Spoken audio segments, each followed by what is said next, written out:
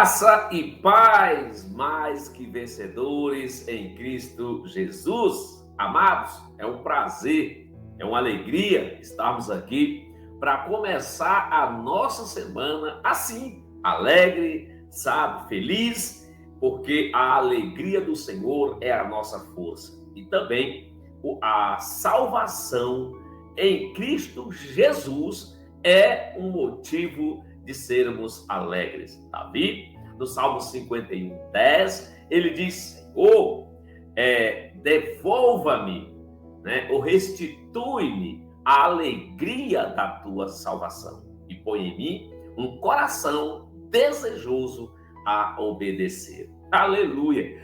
Glória a Deus! Então, viva, meu irmão, viva, minha irmã, a alegria de ser salvo. Se você é salvo, você automaticamente é uma pessoa alegre. Alegria não significa dizer que você não vai passar por luta, por dificuldades, por aperto. Claro que vai. Jesus também disse que neste mundo passaríamos sim por lutas, aflições e sofrimentos. Mas éramos para ter bom ânimo, porque Ele já venceu o mundo. Então comece a tua semana desse jeito, crendo que a nossa alegria não depende do sistema deste mundo. Nós recebemos ela na salvação nos dada por meio de Cristo Jesus. Amém? É a marca de um cristão genuíno. É a marca de um cristão. É a marca de um salvo. É a alegria. E ela não é baseada nas coisas. Ela não é baseada naquilo que vivemos na parte externa, mas ela é depositada dentro de nós no Espírito Santo. Amém? Glória a Deus. O cristão que só anda triste pelos cantos, murmurando, é bem provável que ele não tenha mais o Espírito Santo. Amém? Então, queridos, começa o teu dia assim. Hoje é um dia de milagre para a tua vida. É uma semana de milagre, de vitória, uma semana de bênçãos, da bondade de Deus para a tua vida e para a tua casa. Creia nisso, é um desejo. Todo pai deseja abençoar os seus filhos. Até os que não podem, falando do pai biológico, faz de tudo para abençoar o filho. Imagina aquele que é o criador de todo o universo, aquele que tudo está sob o controle das suas mãos. Ele tem poder para te abençoar na hora que ele quiser. Aliás, Efésios 1:3 diz que ele já nos abençoou com todas as sortes de bênçãos espirituais nas regiões celestiais. Use agora a sua fé para que essas bênçãos sejam materializadas na sua vida. Amém? Glória a Deus. Para terminarmos o livro de João, hoje o capítulo 21 e último, eu quero te convidar a ler comigo, sabe? Pegar sua Bíblia, sentar aí. Hoje é domingo, hoje você tem como assistir a leitura aí sentado na tua casa, tomando aquele cafezinho esperto, né? O meu já está aqui, né? Tomando aquele cafezinho esperto, não é ruim, de manhã cedo. Queridos, isso é maravilhoso. E, por outro lado, alimentando o teu espírito. E sem pressa, quando estiveres na presença do Senhor, não te apresses em sair, em ir embora. Amém? Então não pula esse vídeo, sei que antes termine. Hoje estamos vivendo a impaciência quando se trata da palavra de Deus. É verdade, as pessoas não têm mais paciência de ouvir algo, um vídeo longo, acima de 10 minutos, quando o assunto trata da palavra de Deus. Mas se é fofoca, sabe? Se é piadas, se é coisas indecentes, muitos crentes passam horas assistindo aquilo que degrine a sua fé, que estraga a sua fé, mas não tem paciência quando se refere à palavra de Deus. Isso é um grande sinal de que você só é um crente e não um cristão. Precisamos voltar a amar a palavra de Deus. João capítulo 21, assim está escrito. Jesus aparece a 7 discípulos. Depois disso, Jesus se manifestou outra vez aos discípulos junto ao mar de Tiberíades. Foi assim que ele se manifestou. Estavam juntos Simão Pedro, Tomé, chamado Dídimo, aquele que a gente viu ontem, que só creu depois que viu, Natanael, que era de Caná da Galileia, os filhos de Zebedeu e mais 2 discípulos de Jesus. Simão Pedro disse aos outros: vou pescar. Os outros responderam: nós também vamos com você. Foram e entraram no barco, mas naquela noite não pegaram nada, porque da pescaria Jesus já tinha os tirado, para fazer deles pescadores de homens. Então, queridos, não volte atrás naquilo que Jesus já te tirou. Não volte a praticar as coisas da vida velha, da onde Jesus te tirou, porque ele te tirou para você viver novidade de vida. Amém? Ao romper o dia, Jesus estava na praia, mas os discípulos não reconheceram quem ele era. Jesus lhes perguntou: filhos, será que vocês têm aí alguma coisa para comer? Eles responderam: não, Senhor. Então Jesus disse: joguem a rede à direita do barco e vocês acharão. Assim fizeram e já não podiam puxar a rede, tão grande era a quantidade de peixes.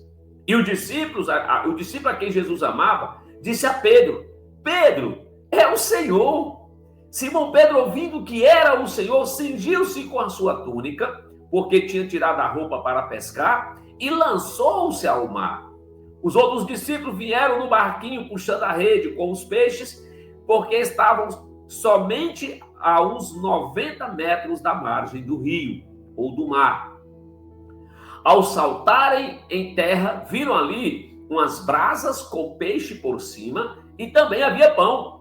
Jesus lhes disse: tragam alguns dos peixes que vocês acabaram de pegar. Simão Pedro entrou no barco e arrastou a rede para fora. A rede estava cheia com 153 grandes peixes. E mesmo sendo tantos peixes, a rede não se rompeu. Jesus disse a eles: venham comer. Nenhum dos discípulos ousava perguntar: quem é você? Porque sabiam que era o Senhor. Jesus veio, pegou o pão e deu a eles. Depois fez a mesma coisa com o peixe. E esta já era a 3ª vez que Jesus se manifestava aos seus discípulos, depois de ressuscitado de dentre os mortos.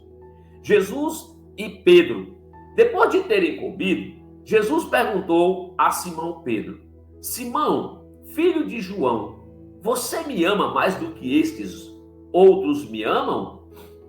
Ele respondeu: sim, Senhor. O Senhor sabe que eu amo. Jesus lhe disse: apacente então, Pedro, os meus cordeiros. E outra vez Jesus perguntou a Pedro: Simão, filho de João, você me ama? Ele respondeu: sim, Senhor. Você sabe que eu amo. Jesus lhes disse: pastorei então, Pedro, as minhas ovelhas. Pela 3ª vez, Jesus perguntou novamente a Pedro: Simão, filho de João, você me ama? Pedro ficou triste por Jesus ter perguntado pela 3ª vez. Por quê? Porque ele também tinha negado Jesus por 3 vezes. E ele respondeu: o Senhor sabe de todas as coisas e também sabe que eu o amo. Jesus lhe disse: apacente as minhas ovelhas, porque em verdade lhe digo que, quando era mais moço, você se cingia e andava por onde queria. Mas, quando você for velho, estenderá as mãos e outro o cingirá e o levará para onde você não quer ir. Jesus disse isso para significar com que tipo de morte Pedro havia de glorificar a Deus. Depois de falar assim, Jesus acrescentou: siga-me. Jesus e o outro discípulo. Então Pedro, voltando-se, viu que o discípulo a quem Jesus amava vinha seguindo. Era o mesmo que na ceia havia se reclinado sobre o peito de Jesus para perguntar: Senhor, quem é o traidor? Ao vê-lo, Pedro perguntou a Jesus: Senhor, e quanto a este? Jesus respondeu: se eu quero que ele permaneça até que eu venha, o que você tem a ver com isso? Quanto a você, siga-me. Então se espalhou entre os irmãos a notícia de que aquele discípulo não morreria. Ora, Jesus não tinha dito isso, que ele não morreria. Mas se eu quero que ele permaneça até que eu venha, o que você tem a ver com isso?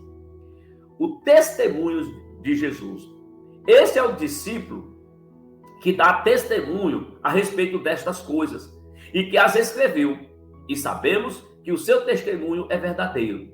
Há, porém, ainda muitas outras coisas que Jesus fez. Se todas elas fossem relatadas uma por uma, penso que nem no mundo inteiro caberiam os livros que seriam escritos. Por muitas coisas fez Jesus. Amém? Então a Bíblia é o resumo daquilo que Jesus fez. É uma pequena parte, uma pequena amostra do que Jesus fez para que eu e você, que não andamos com Jesus fisicamente, possamos crer. Aleluia. Mas João nos assegura de que a escritura dos evangelhos é uma pequena parte do que Jesus fez, porque nem no mundo inteiro caberia os livros se fosse escrito tudo o que Jesus fez. Amém, queridos? Glória a Deus. E João, a quem Jesus disse, perguntou a Pedro, se eu quiser que ele viva até que eu volte, o que tem a ver tu com isso? Né? João foi o último discípulo dos que andaram com Jesus a morrer. Também foi quem escreveu o livro de Apocalipse na ilha de Patmos, ali por volta do ano 90 depois de Cristo. Então, João foi o discípulo que mais viveu. Queridos, e vamos orar, mas antes de orar, ouça isso. O livramento que Deus deu a João, quando João foi lançado, né, num tacho de óleo, de azeite fervendo, e aquele azeite não o consumiu, porque o propósito de Deus ainda não tinha se concluído na vida de João. Quem se disponibiliza, grave isso, quem se disponibiliza a cumprir o propósito de Deus nesta vida, a fazer a vontade de Deus nesta vida, acredite, Deus guarda você. Deus te guarda para cumprir em você o propósito para o qual Ele te chamou. Então creia, somente viva para Deus e deixe que o mais Ele fará. É o que diz Salmo 37, 5. Entrega o teu caminho ao Senhor, confia nele e o mais Ele fará. Ele vai te guardar enquanto o propósito for se cumprir na tua vida, desde que você se coloque à disposição do Senhor. Amém? Glória a Deus. Vamos orar. Pai, em nome de Jesus. Meu Deus, obrigado, Pai, por esta palavra. Obrigado, Senhor, por mais um início de semana. Porque eu creio, Pai, que esta semana, ainda que eu não alcance todos os objetivos, ainda que eu não alcance todas as metas, realize os sonhos, os projetos, todos que eu tenho traçado para essa semana, o Senhor continuará sendo meu Pai.